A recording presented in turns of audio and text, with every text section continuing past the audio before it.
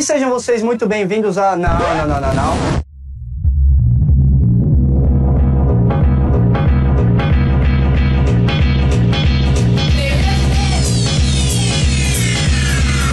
Hoje não é mais um episódio da série. Graças a Deus. Graças a Deus. Nossa senhora, hein? Deu trabalho. Acabou? Acabou. Finalmente acabou, né? Finalmente acabou, cara. Finalmente Foram acabou. 19 episódios. 19 episódios. O mais triste foi que a gente gravou sobre 19 candidatos e pelo menos uns 6 aí desistiram. É, a gente gravou 19 candidatos e no final só sobrou 13, né? Exatamente. Infelizmente. Bom, enfim, a gente terminou a série de candidatos. Pra você que não tá familiarizado, pra você que tá chegando hoje aqui no Podpah, nós fizemos episódios dedicados a cada um dos candidatos à presidência da República, inclusive os pré-candidatos que, por consequência, não se elegeram. Sim. Mas graças a Deus acabou, a gente terminou. Amém. E tá todo o trabalho aí, se vocês quiserem consultar, olhar o nosso editorial, tem aí os dossiês de cada candidato com um monte de informação e o episódio também de cada um dos candidatos. A gente sabe que as eleições já passaram, sim, né? Mas ainda assim você pode consultar lá porque ainda é muito útil, inclusive para alguns candidatos. E a gente teve muitos feedbacks na série Candidatos, né? Queria agradecer a todo mundo que ouviu, a todo mundo que deixou aí seu recado, todo mundo que ouviu a gente, até mesmo as pessoas que não falaram com a gente, não sei por que vocês não falam pra mim, se tem medo e tal. Exato. Mas foi muito legal. E eu vou ler aqui alguns dos feedbacks, tá? No decorrer dos próximos episódios eu vou tentar sempre trazer um comentário ou outro. E o primeiro comentário eu queria trazer do Web Sterp. Eu não sei, mas ó, o Instagram dele é Web Sterp, ele é um fotógrafo, tem uma página de fotografia. Ele comentou no episódio do nosso querido Bolsonaro, ele comentou: excelente qualidade o podcast de vocês, parabéns. Pô, muito legal. obrigado aí, Webstep. Pra você que curte fotografia e quiser saber um pouco mais, acesse lá a página dele, que é muito interessante também. A gente teve também um comentário muito gigante aqui do Anderson Lobato. Lá no nosso site, ele deixou um comentário no episódio da Marina Silva. Ele, aqui eu não vou ler tudo, mas ele veio falando sobre a trajetória da Marina Silva, que foi algo realmente, né, surpreendente, assim. Muita história muito bonita. Muita gente ressaltou essa parte da história dela, que parece ser algo muito interessante. Ele disse que a jornada da Marina até chegar onde chegou, ela parece ser uma pessoa bem intencionada, mas fica com o pé atrás com quem iria estar com ela caso de eleição. Ela apresenta dar muita atenção para a religião dela, e talvez isso seja o fato dela ficar sempre em cima do muro para não desagradar aí os seus eleitores. E a gente percebeu que durante todas essas eleições, todos os debates, a Marina de fato acabou ficando muito em cima do muro. Como sempre, né?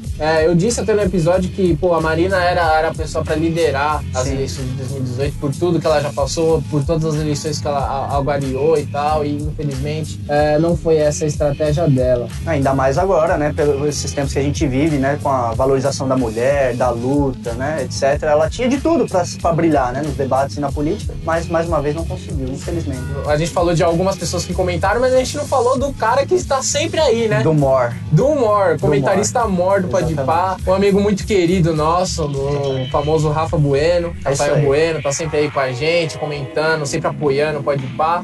E ele deixou um comentário muito importante. Em qual episódio aí?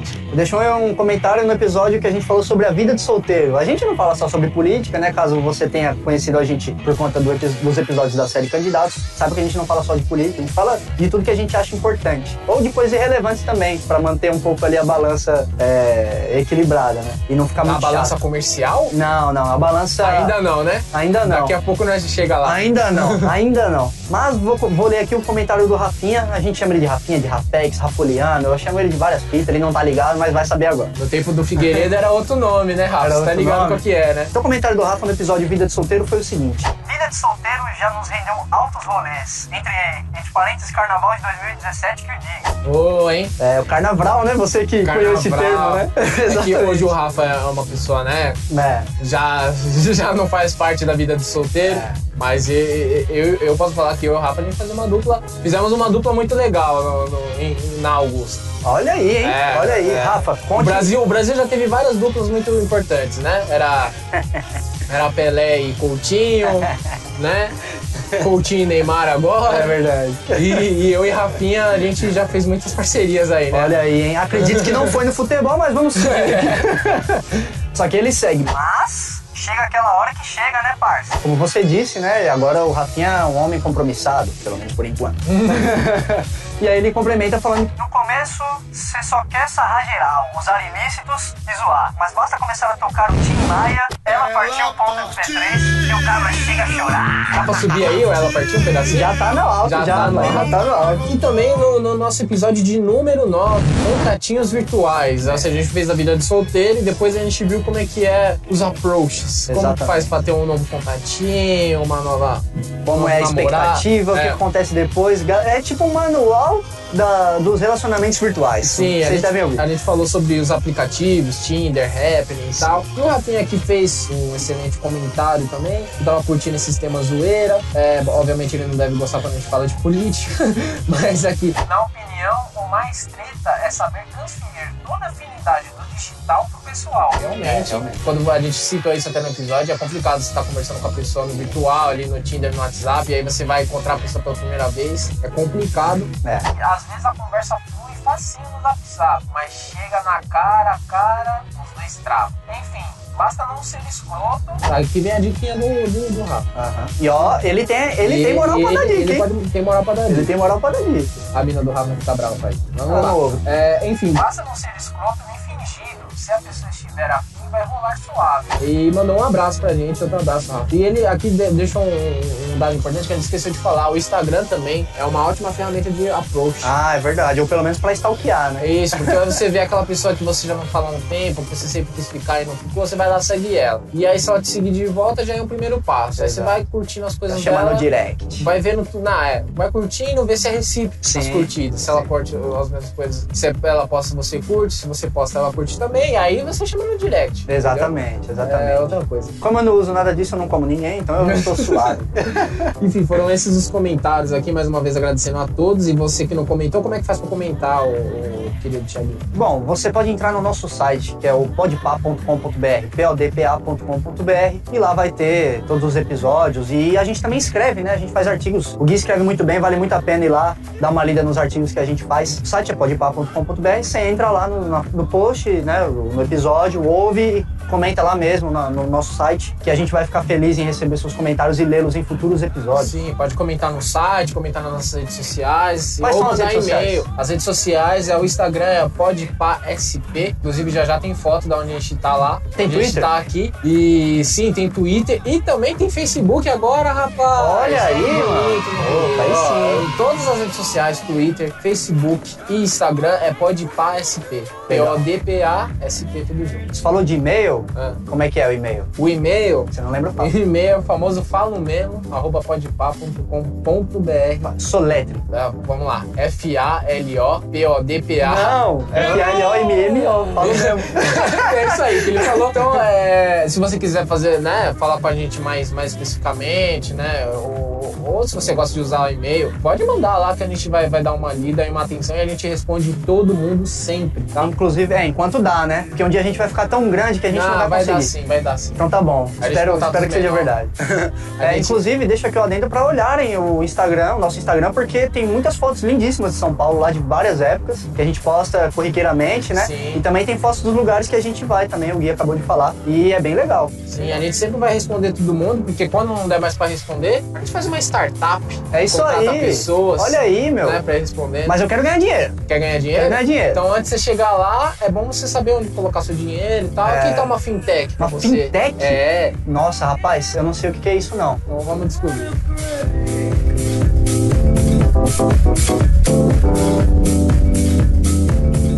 E quero aqui deixar um recadinho importante, Gui. A gente conheceu uma galera bem legal, né? Sim. Uma galera que trabalha numa produtora, eles editam podcasts e fazem trabalho audiovisual também. A gente já viu os trabalhos deles e Excelentes trabalhos. São trabalhos muito bons. Eu não sei o nome da galera inteira, mas eu sei o nome da pessoa que conversou com a gente, que é João ou Haim. Desculpa se eu não estiver pronunciando direito. Mas Qual que é o sobrenome? Haim, eu acho que é Haim, H-E-I-M. Ah, de onde que ele é? De Curitiba. Então tá explicado. Tá explicado, né? República de Curitiba? República de Curitiba. Então acho que deve ser Haim, né? A pronúncia, não sei. Mas, enfim, fica aí o adendo pra você que quer ter um podcast, não quer ter o trabalho de editar, ou quer fazer uma produção audiovisual, quer gravar um vídeo, quer gravar um clipe, quer gravar um filme, por que não? Eles fazem esse tipo de trabalho também. Uma equipe formada por jornalistas, tem fotógrafo envolvido no meio também. Exato, a galera... Gente profissional. Gabaritada. Exato. Galera gabaritada. Eles já fizeram alguns trampos, a gente vai listar aí no post, então se você tá interessado em saber, entre no post do episódio e vejam lá. Ícaros é o nome da produtora aí da galera galera do João Hein, desculpe se eu estiver errando, João. Fala com a gente aí depois se a gente pronunciou errado, que a gente vai voltar a falar de vocês com certeza. A gente realmente gostou do trampo de vocês. É isso aí, dá uma olhada lá. É muito importante porque muita gente, às vezes, né, ouve outros programas, vê outros conteúdos e querem saber como é que faz também, mas nem sempre tem a paciência de correr atrás, de tentar fazer. Exato. E às vezes você tendo uma consultoria de uma empresa aí, de gente que sabe fazer, pode ser bem mais fácil. Inclusive, eles editam um podcast chamado Medcast, que é um podcast da área médica voltado para estudantes de medicina, não é para o público geral, para estudantes. Podcast excelente qualidade de gravação, de edição também. É um podcast simples, né, com episódios pequenos, mas é muito bem feito, sim. Tanto muito bem feito com a galera que grava, quanto muito bem editado pela Icarus. Aí fica a dica aí pra vocês, caso vocês queiram se aventurar aí no mundo dos podcasts. Porque eu, como editor, sei que é difícil, né?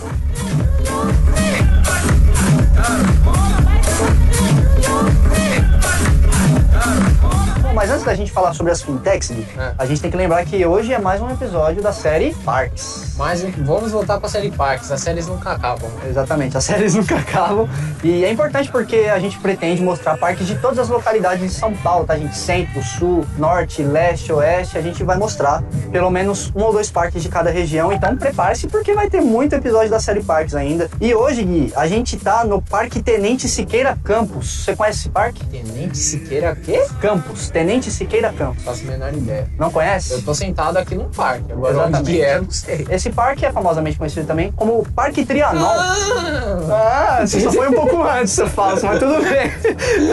Vamos falar um pouquinho sobre a história do Parque Trianon, que é bem interessante. O Parque Trianon, ele foi projetado pelo paisagista francês Paul Vignon. Inclusive, quero que o Rafa analise a minha pronúncia, hein? Vai lá, Rafa, pode descer o pau aí que nós não liga não. Por esse fato, às vezes você pode encontrar ele sendo referido como Parque Vignon, porque o paisagista foi esse francês, Paul Vignon. Inclusive tem vários nomes. Tem vários nomes também, a gente vai chegar lá. E ele foi inaugurado pelo inglês Barry Parker, que ele era arquiteto e urbanista. Você vê que engraçado, um parque em São Paulo, feito por um paisagista francês, inaugurado por um cara inglês. Sabe por que é? Porque que ano que ele foi inaugurado? Ele foi inaugurado em 3 de abril de 1892, tá com mais de 120 anos. Então, olha só. Porque, assim, São Paulo foi por muito tempo, inclusive quando a gente tinha a Semana da Arte Moderna, São Paulo era uma cidade, assim, no catálogo do mundo da cidade, entendeu? Tipo, menos que Rio de Janeiro, obviamente. Rio de Janeiro, porra, era uma das cidades do mundo. As pessoas como os cosmopolitas, que, né, Londres, Nova York e Rio de Janeiro também. Porque a capital aí ainda era no Rio, né? Então a gente tinha... São Paulo a cultura aqui era muito forte. Exatamente. Então era normal ter ingleses por aí, franceses e tudo mais. Exato. E como eu falei, ele foi inaugurado em 3 de abril de 1892, um ano antes da construção da Avenida Paulista. Olha só. Foi parte do projeto de urbanização de São Paulo, né? A galera tava querendo urbanizar, né, o Brasil de maneira geral, e São Paulo não ficou de fora, e aí começaram com a Avenida Paulista, e aí, né, vamos urbanizar mais. E aí fizeram esse parque, né? Você que tem curiosidade visual de saber como é que era, olha lá no Instagram que a gente sempre posta fotos de São Paulo.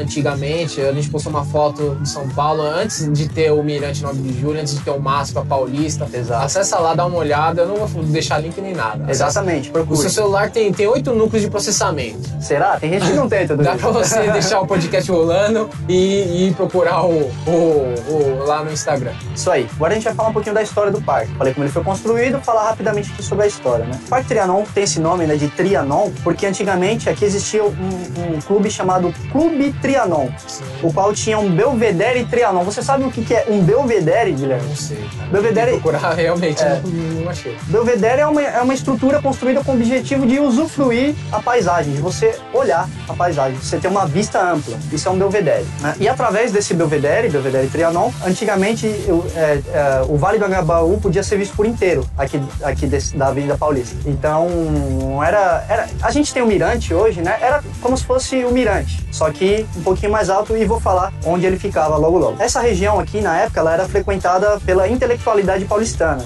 Então, além de formar um belo conjunto... hoje é frequentado por nós. Exatamente. Exatamente. Que decepção. Mas que bom, né? Que bom, pô, que a gente pode vir aqui, que a galera pode vir aqui, né? E além de formar um conjunto harmonioso, né, de arquitetura, com urbanização, etc., uma coisa bem moderna, né?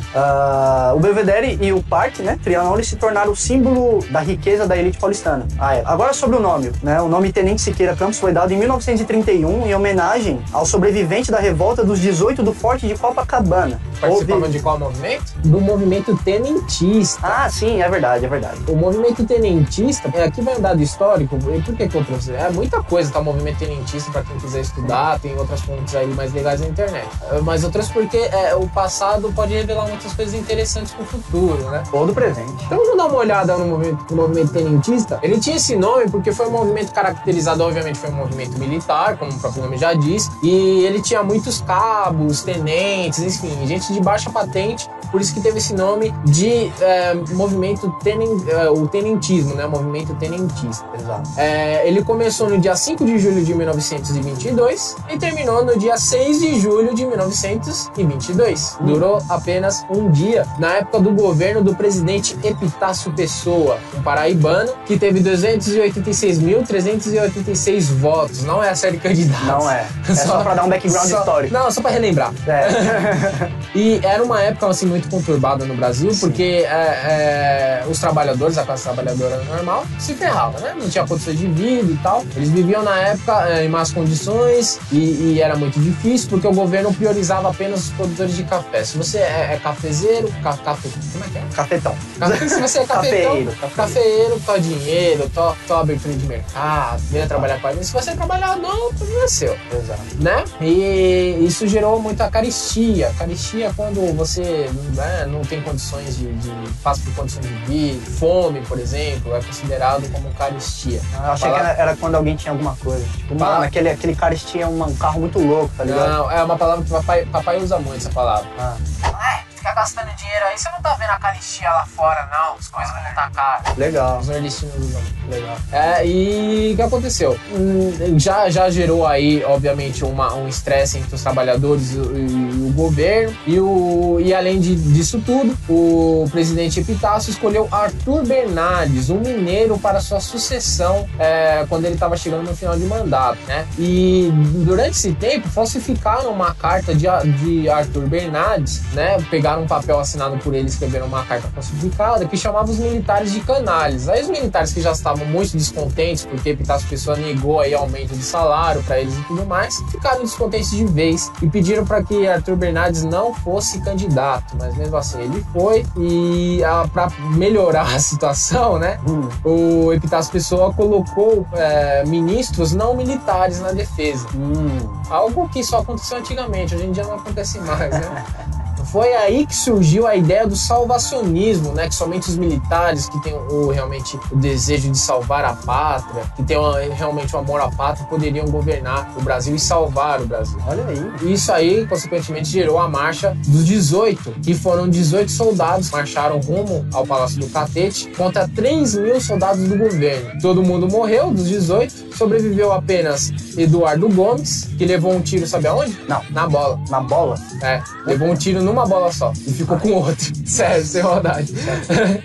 E o nosso querido Tenente Siqueira Campos. Siqueira Campos, né? Isso aí. Siqueira Campos, que depois foi exilado, né, por causa do movimento no Uruguai, e voltou na época, na Revolução de 1932 aqui de São Paulo, e ele morreu num acidente aéreo, e diz a lenda que quando o avião estava caindo, ele disse, abre aspas pra ele: A pátria tudo se deve dar, sem nada exigir em troca, nem mesmo compreensão. E o avião caiu, fecha aspas. Olha aí que interessante, hein? Falando um pouquinho sobre o movimento tenentista, ele foi importante porque ele era um movimento assim mais ligado à esquerda, né? Mesmo sendo um movimento de militares, ele tinha ideais de esquerda. Entre as lutas, né, era tornar o voto de cabresto um voto secreto, que é o que a gente tem até hoje. Então eles fizeram lutas muito importantes, né? Inclusive lutas para reformular a educação brasileira também. Você vê que desde aquela época já tinha isso. E olha que antigamente o ensino era bom, né? E os caras já brigavam por isso. Então foi foi muito interessante isso aí. E realmente, né, o Tenente Siqueira Campos foi um dos 2 que sobreviveram dos 18, né? E aí o nome do Parque Trianon foi dado em homenagem ao tenente. Quando o Clube Trianon doou o parque pra Exato. Hoje, onde era o Belvedere Trianon, é o MASP, Museu de Arte de São Paulo. Por isso que, inclusive, tem aqui uma foto, com certeza você já viu essa foto, você conhece bastante fotos antigas de São Paulo. Tá vendo? Era bem aqui no MASP. O MASP hoje é aqui, né? Aqui tá o Mirante, do mesmo jeito. Se você quiser ver essa foto, tá lá no Instagram. Exatamente. Só pra fazer jus aqui aos brasileiros, porque a gente falou de 2 caras que participaram no parque e que não são brasileiros, então vou fazer jus aqui. O Belvedere Trianon, ele foi arquitetado por um cara chamado Ramos de Azevedo, que era um arquiteto brasileiro de Campinas. Inclusive, ele fez a Catedral de Campinas também. Só pra deixar aí um background brasileiro. Tem a ver também, né? O Belvedere, aqui o Parque Trianon. Os 2 compartilhavam parte do mesmo nome. E uma curiosidade aqui sobre o Barry Parker, que fez a inauguração do parque, tá? Ele teve participação no projeto e implantação dos bairros paulistanos Jardim América, Alto da Lapa, Pacaembu e Butantã. Só trazer curiosidade pra vocês. E agora vamos falar uma curiosidade aqui sobre o parque, né? Sobre as coisas que tem aqui no parque, né? Ele abriga várias árvores centenárias, espécies raras da Mata Atlântica, além da escultura O Fauno, que é de Victor Brequeret, que é italiano. Ele é um cara ítalo-brasileiro. É italiano, mas conseguiu, né, a nacionalidade, a cidadania brasileira à época, né? E também uma outra escultura chamada Aretusa, que é do Francisco Leopoldo e Silva, que é um conceituadíssimo escultor brasileiro. Esse Victor Brequeret, ele participou da Semana de Arte Moderna aqui no Brasil, uma coisa bem interessante, né? E ele foi responsável pelo modernismo no Brasil, um dos responsáveis pelo modernismo no Brasil. E, como eu disse, ele já participou da Semana de Arte Moderna em 1922. Falando aqui sobre a fauna e a flora, né, foram registradas 135 espécies de plantas, das quais 8 estão ameaçadas, como a cabreúva, o xixá e o palmito jussara. Interessante, né? No meio da cidade de São Paulo, com poluição, com tudo que você possa imaginar de urbano, tem espécies ameaçadas de extinção aqui de plantas. Bem preservadas. E falando sobre, né, a fauna, com exceção dos aracnídeos e a ranzinha piadeira, a fauna aqui é composta por seres alados, né? Com exceção desses 2 seres que eu falei, sendo que são 2 espécies de borboleta, 7 espécies de morcego e 28 espécies de aves, né? E, entre elas tem o sanhaçu de encontro amarelo e sabiá ferreiro, que constituem espécies endêmicas aqui do local. Sabe o que é uma espécie endêmica? Uma espécie que só existe em determinado bioma. Ou seja, mais uma vez, existem espécies que só existem no tipo de flora que tem aqui. Entendeu? Interessante, né? E reza a lenda também que as borboletas tigrinhas são bem bonitas e que a gente pode ver elas por aqui. Borboleta tigrinha é aquela que tem a asa preta e uns detalhes em laranja. Ela é bem comum, a gente já viu ela bastante vezes. Por enquanto, hoje, a gente não viu nenhuma aqui. E com esses dados, a gente fecha aqui os detalhes sobre o Parque Trianon e me deixa preocupado com o nível de bichos. Se você não tá ligado o que é isso, ouça os outros episódios da série Parques. Ainda mais falou que tem morcego. Pra entender o que é. Mas informações não, o parque fica na rua Peixoto Gomide, 949, ou pela Avenida Paulista você entra também, na altura do 1700, é quase em frente ali ao MASP. Ele tem 48.600 metros quadrados, ele funciona das 6 da manhã às 6 da tarde. Se você quiser saber como é que faz para chegar aqui, você pode descer na estação Trianon MASP da linha verde do metrô, ou na Consolação também, é só mira o MASP e vem andando que você vai ver. Quando você vê o grade toda verde em frente ao MASP, é o Parque Trianon. O parque fica exatamente entre essas 2 estações, gente, não tem erro. Consolação e Trianon MASP, as 2 estações ficam na linha verde do metrô de São Paulo.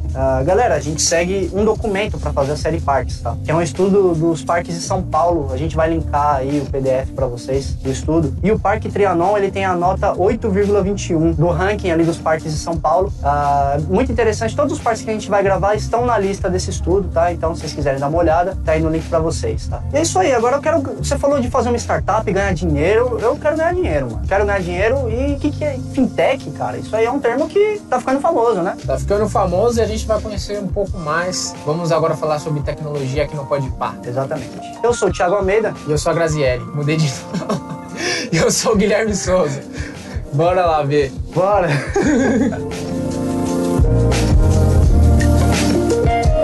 Falar de fintech é algo que já vem ficando mais popular, e para quem não sabe, são startups, muitas vezes, ou empresas que basicamente, eu lembro que quando eu estava na faculdade e conversava com a minha professora, que depois a gente vai falar um pouco mais sobre isso, a gente estava conversando sobre o que define uma fintech de fato. Tá. Tem uma definição concisa para isso, né? Você trouxe pra gente? Uma definição concisa é um agente financeiro, uma empresa financeira que não é física, existe apenas no virtual. Exato. Aí a gente pode considerar que é uma fintech, que não foge muito da ideia de startup também, né? Vem de Financial Technology. Technology, né? A palavra fintech vem de Financial Technology. Exato. E só existe no virtual. Por que ganhou tanta notoriedade assim, né? As fintechs, por que são? Bom, eu tenho aqui alguns pontos, né? Como usuário, porque eu sou usuário de fintech, acredito que você também, Sim. Guilherme, né?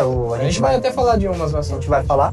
E acredito que uma delas que a gente vai falar, acho que muita gente usa, né? Então, acredito que vão concordar com tudo que a gente vai falar aqui, né? Por que elas são boas, cara? Bom, primeiro porque ela desburocratiza e agiliza vários processos. Sim. Por exemplo, a gente tem, como são startups ou empresas ligadas ao ramo de finanças, então a gente tem empresas de banco, a gente tem empresas de corretora, a gente tem empresas de seguro, né? Então, se você vai lá, você tem o trabalho de ter que ir numa representante dessa empresa, representante físico, ter que sair da sua casa, ir lá, pegar metrô, pegar busão, ou ir de carro e tal, ela tira todo esse processo, pegar fila, perder seu tempo, ela agiliza todo esse processo, né? Tira essa burocracia de você ter que ficar indo no lugar e tal, formalizando documentos. Sim, a ideia da fintech, assim, na prática, é que você consiga realizar todas as movimentações financeiras, seja cartão de crédito, seja investimento ou depósito, por dispositivos móveis. Sim, mas vai além disso, você pode fazer tudo, até o cadastro, entendeu? Você não precisa nem sair de casa. Abrir a conta. Entendeu? Então, essa é uma facilidade aí um dos motivos de por que as fintechs são boas, né? Outra coisa também, né? Aumenta a concorrência. E por que isso é bom? Porque quando você aumenta a concorrência, você começa a ver uma queda de preço. No caso, uma queda de taxas. Tem empresas que não cobram taxa que um banco cobra, por exemplo, anuidade de cartão, tem empresas que não cobram. Então vai tornando isso aí mais legal para a população, concorrência. E você falou disso, já é um ponto interessante pra gente começar a falar da Nubank. Sim, é um ponto interessante. A Nubank, pra quem não sabe, e aqui a gente vai falar de várias empresas, a gente não tem envolvimento com nenhuma delas e não estamos recebendo nada pra falar disso. Inclusive, eu separei aqui algumas, eu acho que o Thiago separou outras também, mas existem várias outras, porque só no report de 2017, feito pela Fintech Lab, ou Fintech Lab, se você quiser falar em inglês, esse relatório, inclusive tá o link do relatório se você quiser dar uma olhada aí na postagem do episódio, ele aponta que existem 247 iniciativas de fintech no Brasil, né? Ou seja, muitas fintechs mesmo, sendo elas 32% na área de pagamentos, né? Cartão de crédito, né?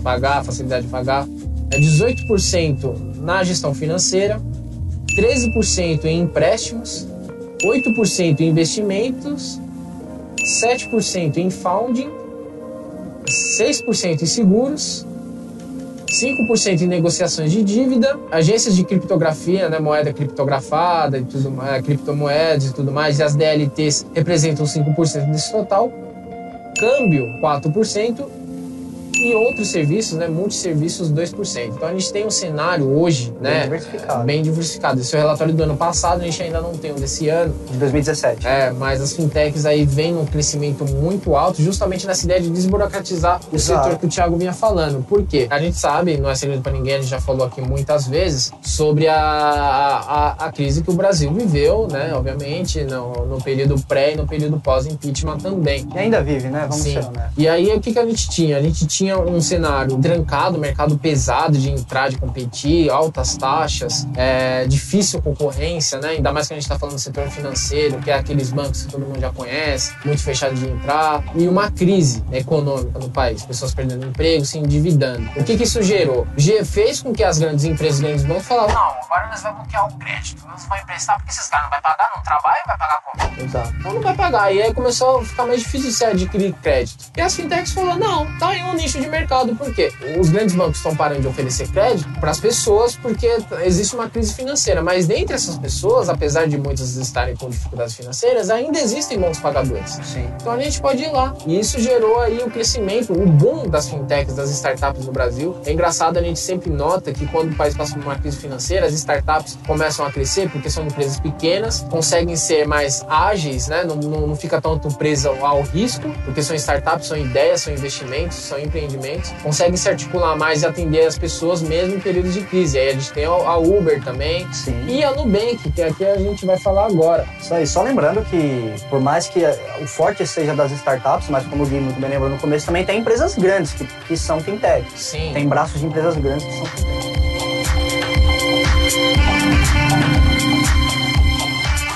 A Nubank, por exemplo, é uma empresa que conseguiu já logo no começo, e hoje tem bastante investimento, como conseguiu no começo bastante investimento, hoje gira aí em torno de 300 milhões de investimento. Ela começou justamente com isso. Ela teve é formado por uma brasileira, um colombiano e esqueci o outro nome do cara. São os fundadores da fintech, da Nubank. É uma empresa que busca oferecer uma empresa de crédito, né? Começou como uma empresa de crédito, né? De cartão de crédito. Isso. O que já foi disruptivo, porque na época, para você ter um cartão de crédito, você precisaria ter muito difícil. Precisaria ter uma conta num banco. Engraçado que a fintech, a Nubank, vem mudando isso, né? Porque antigamente, eu lembro quando você pegar um cartão de crédito, todo mundo falando, nossa, cartão de crédito, né? Vai se enrolar.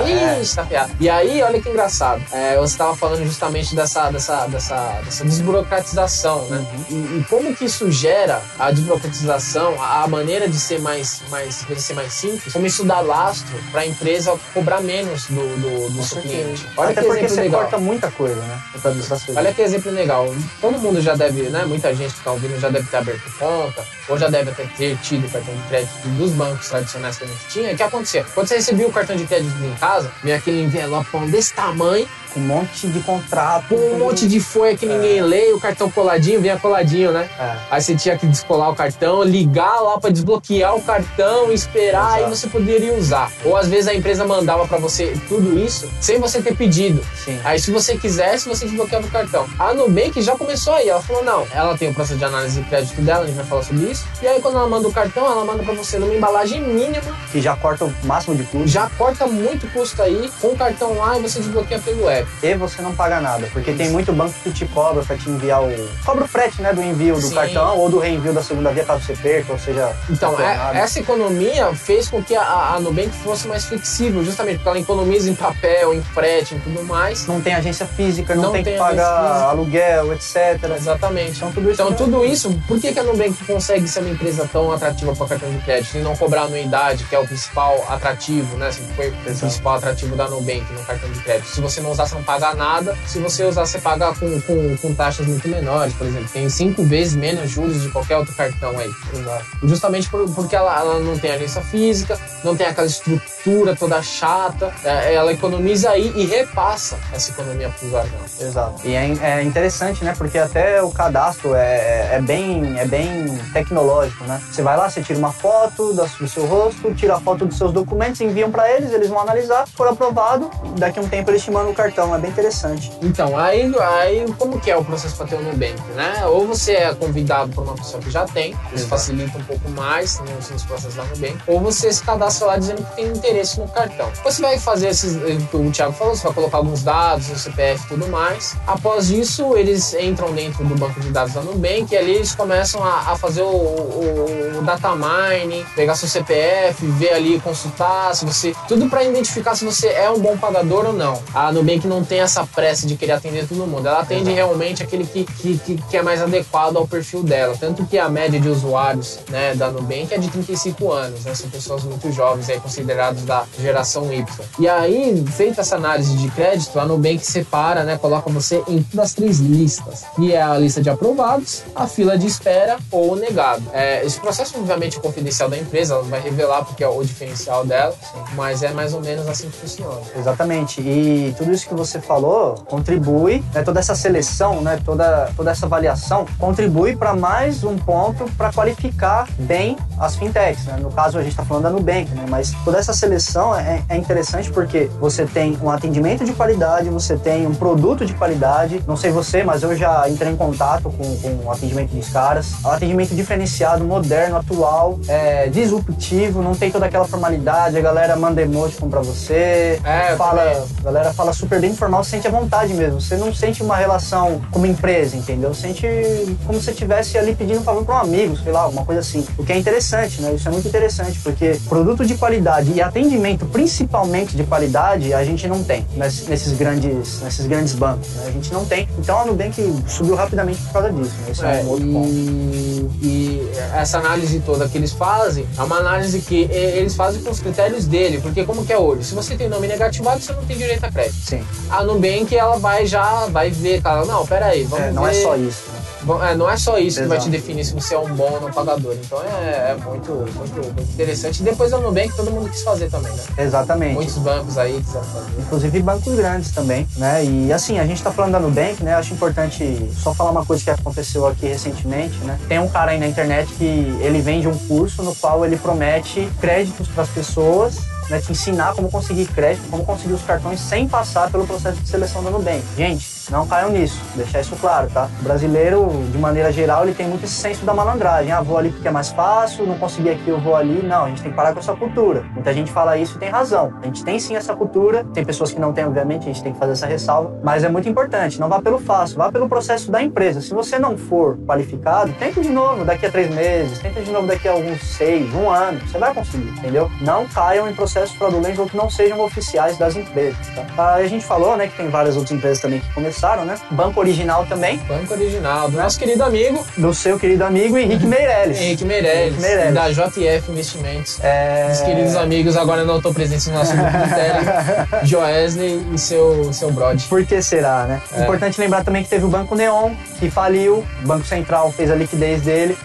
Fintech já faliu? Do Banco Neon, sim. Gente, então... Exatamente. Matou o episódio, é isso então. Não, mas isso é só pra trazer, que existem exemplos bons e exemplos ruins de fintech, entendeu? No caso, o Banco Neon ele foi liquidado porque ele tinha irregularidades. O Banco Central foi lá e tirou porque ele tinha irregularidades. Se o Nubank tivesse irregularidade, já teria saído de cena há muito tempo, né? Então, e outra coisa também, só lembrando que não caiam nessa ilusão que, tipo, as Nubank são totalmente independentes, olha aí, os bancos agora vão chorar, porque tem a Nubank, tem a Warren, tem todo mundo, os bancos agora estão desesperados. Não, muitos bancos estão investindo nessas fintechs. O que é excelente. Tem participação grande. O que é excelente, porque foi aquilo que eu falei, você traz redução, você traz competitividade e você traz cenários melhores para quem precisa desse tipo de serviço, entendeu? De maneira geral, você força os serviços e as empresas tradicionais a se adequarem a uma nova realidade, que é essa realidade tecnológica e mais flexível, né? Então é excelente, por mais que tenham sim empresas grandes e tradicionais fazendo isso, é bom do mesmo jeito. É bom porque, imagina, se nunca existisse uma fintech, se nunca existisse uma Nubank, os bancos iam continuar operando do jeito que sempre operaram. E hoje não mais por conta das fintechs, então isso é excelente. Voltando um pouquinho pro Banco Original, como a gente já disse, ele é um empreendimento da JF Investimentos que tem como consultoria Henrique Meirelles, ex-ministro da Fazenda do Brasil, e também disputou as eleições de 2018. Inclusive, se você não ouviu o episódio da série Candidatos sobre Henrique Meirelles, se você quiser conhecer a história dele, com certeza. E como que ele é um excelente economista, diga-se de passagem. O Banco Original é diferente do Nubank, porque ele de fato é um banco normal como qualquer um outro, conta corrente e tudo mais. A Nubank também, que está em processo de virar banco, já tem conta e tudo mais, mas ainda é uma conta corrente, não dá para você receber e tal, mas o Banco Original ele é um banco tradicional, como qualquer um outro. A diferença é que ele não tem estrutura de agência, não existe a agência do Banco Original. Para você ter uma ideia, se você quiser sacar no caixa, fazer alguma operação no caixa, você tem duas opções. Você pode ir num caixa eletrônico que fica aqui em São Paulo, na Avenida Brigadeiro Luiz Antônio, não lembro o número, ou num caixa eletrônico que tem lá no Rio de Janeiro. Esses são os únicos caixas que tem Brasil inteiro? Até onde eu vi, do Banco Original. Caraca. Mas eles funcionam também com o banco, os pontos de atendimentos do banco 24 horas.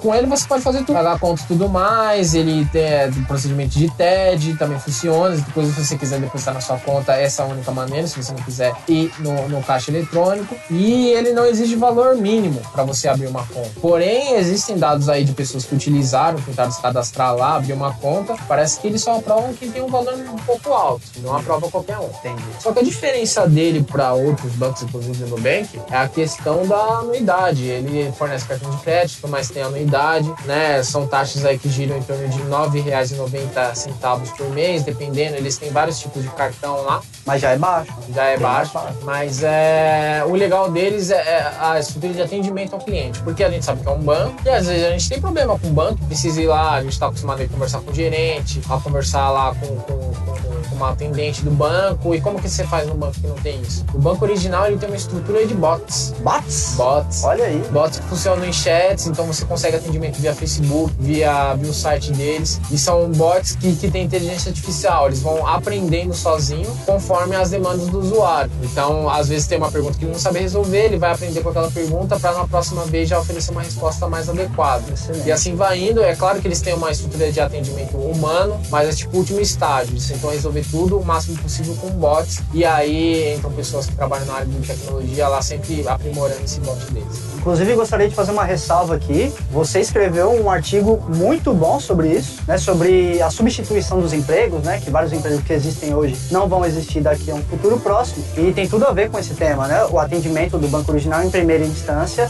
é totalmente automatizado, não tem a mão humana. Caso não consiga se resolver automaticamente, vai para uma instância humana. E é bem legal vocês lerem o artigo que o Gui escreveu, porque fala bastante sobre isso e tá muito bem explicado. Isso, tá linkado aí, que é justamente a questão de o que manda é o dinheiro, certo? Então, por exemplo, qual é mais barato? Manter uma estrutura de agências, funcionários espalhados pelo Brasil todo, ou focalizar a minha estrutura virtualmente, que é uma só para atender todo mundo? É mais barato pela internet. Então aí eu deixo de criar empregos de bancários, gerentes, gerente de conta, atendente de caixa, né, jovem aprendiz que tem alguns bancos, eu deixo de segurança, eu corto todos esses gastos. E se for preferível para a empresa cortar gastos ou gerar esses empregos, ela vai cortar os gastos. E por isso, o case do Banco Original mostra exatamente o que está acontecendo no mercado. É justamente isso. Se você quiser entender um pouco mais, olhe lá no post, mas é justamente por isso que o Banco Original consegue ser mais competitivo, ter taxas menores, porque não tem essa estrutura física que gastaria dinheiro. Exatamente, né? Isso é interessante. Isso é totalmente interessante porque quem sai ganhando é quem? É você, sou eu e todo mundo que usa esse tipo de serviço, né? Então é bem interessante. Se vocês não conhecem o Nubank ou o Banco Original, vão conhecer, e se for de interesse de vocês, façam uma conta. No caso do Nubank, você não paga nada, mesmo se você não usar. Então não custa nada fazer.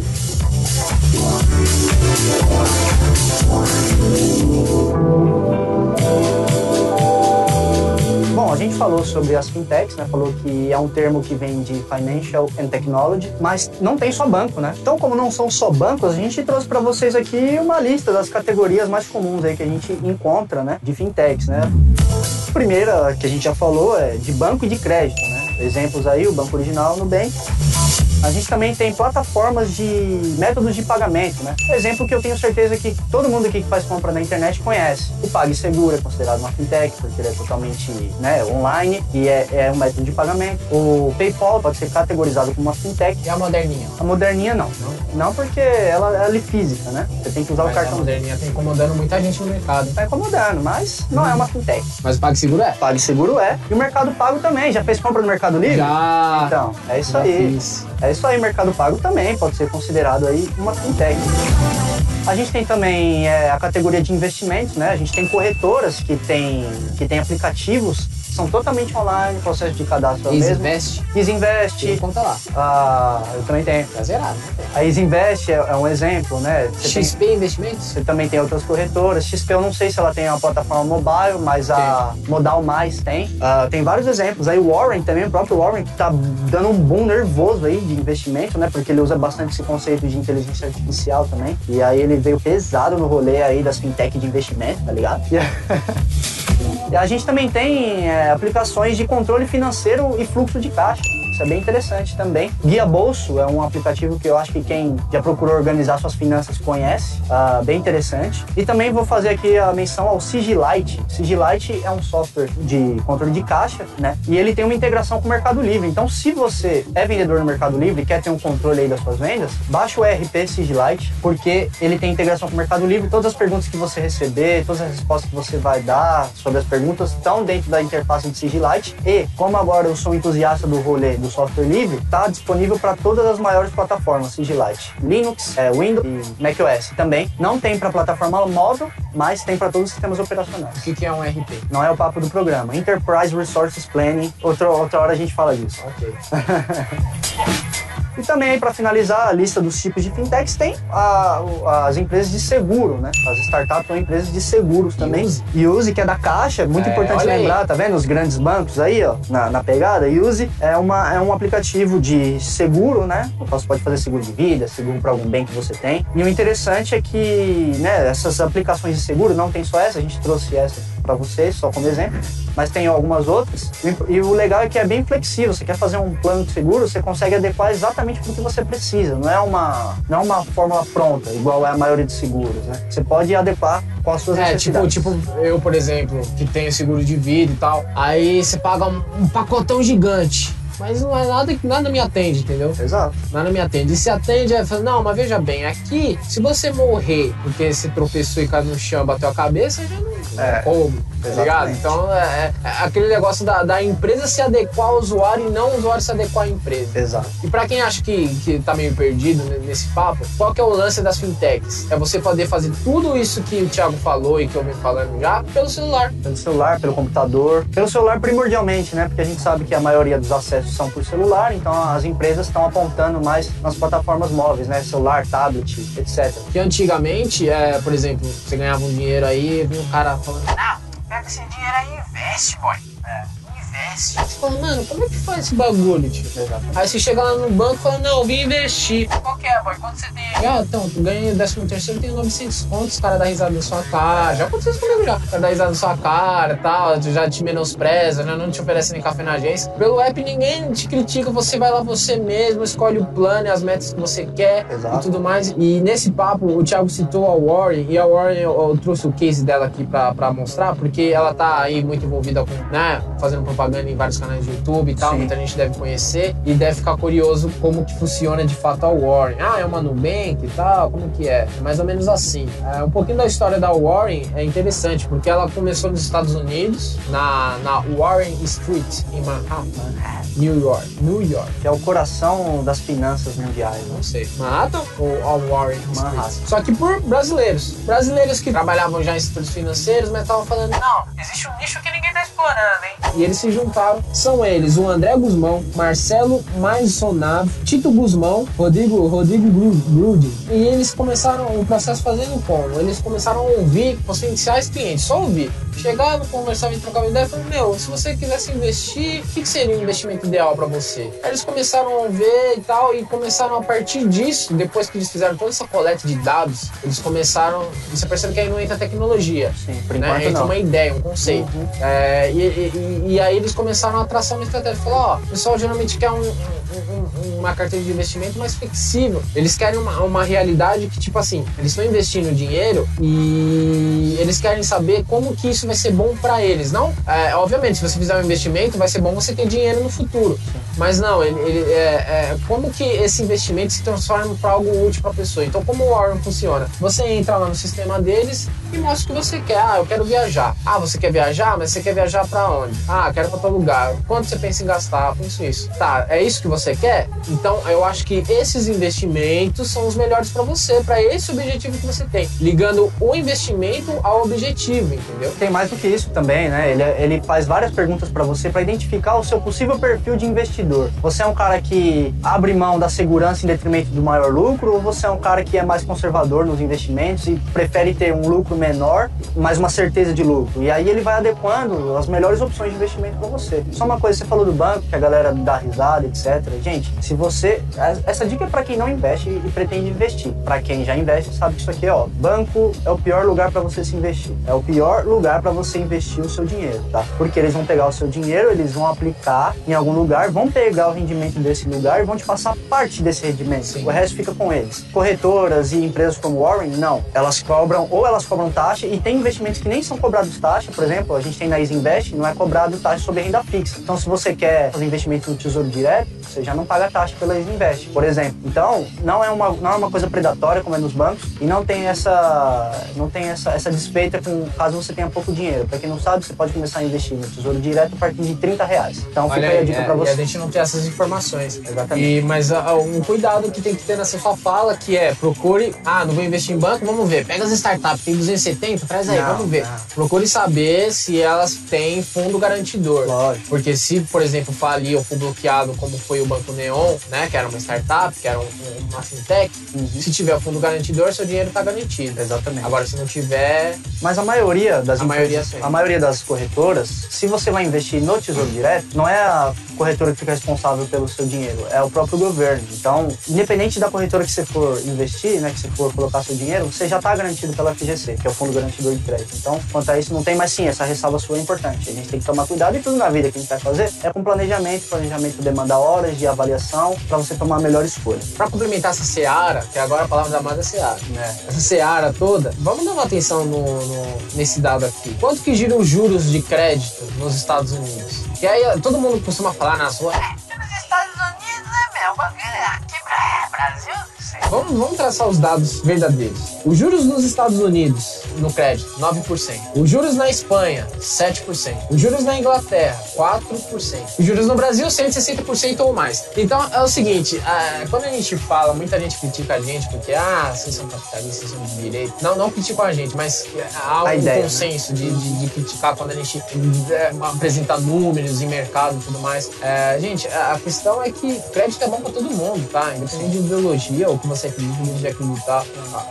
E quando um candidato fala de abaixar a taxa de juros e tal, não é que ele é um candidato de banco ou que ele quer defender os banqueiros, nada disso. E pelo contrário, o banco...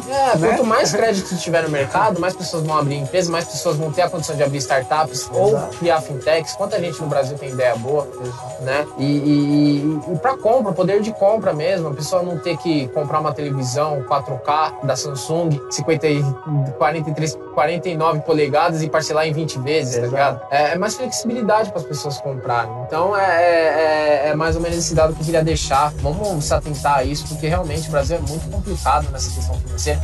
E quando eu digo, a gente é tão complicado e tem 270 fintechs, imagina se a gente, né, deixa o Brasil mais flexível, cara. O quanto de empresa que vai surgir e entra num artigo que a gente fez sobre a perda de empregos. Sim. Os empregos tradicionais vão sumir, é normal isso.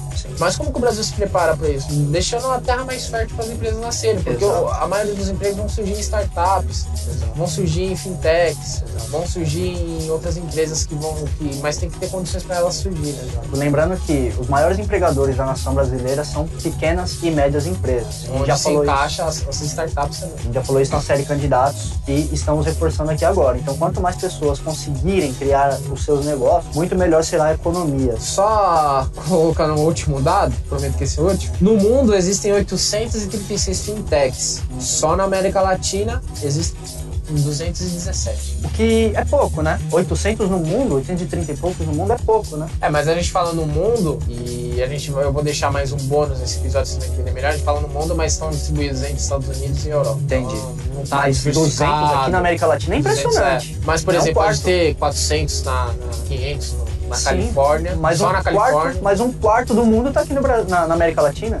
É interessante, bem interessante. E aqui deixando um adendo, né, gente? A forma que a gente consome produtos e serviços está mudando bastante. Então, repensem aí as maneiras que vocês consomem produtos e serviços. Porque se você já acha que tá brusco agora, a tendência é só ficar mais automatizado, mais desburocratizado, entendeu? Então, deem um aceno para o futuro e abracem-o quando nós chegarmos nele.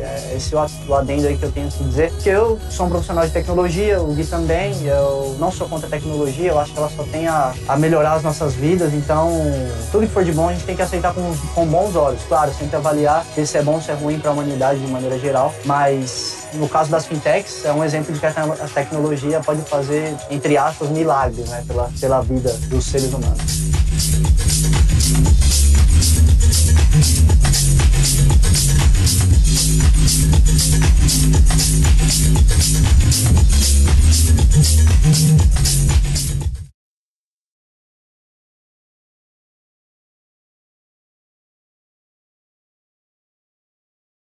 My placement, man. Or?